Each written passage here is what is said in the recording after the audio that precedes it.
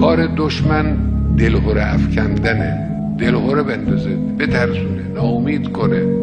این کار دشمن، کار شیطانه. مال امروز هم نیست، همیشه بوده در طول تاریخ و در طول تاریخ اسلام. انما ذالکم الشیطان، قرآنه. انما ذالکم الشیطان یخوف اولیاءه. این شیطانه که دوستان و پیروان خودش رو میترسانه. فلا تخافوا و خافون ان کنتم مؤمنین.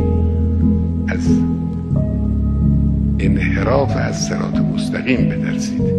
اگر کسی از صراط مستقیم منحرف شد، این ترس داره.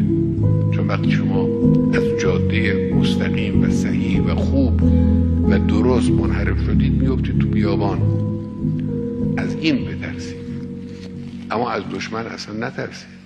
از دشمن نترسید.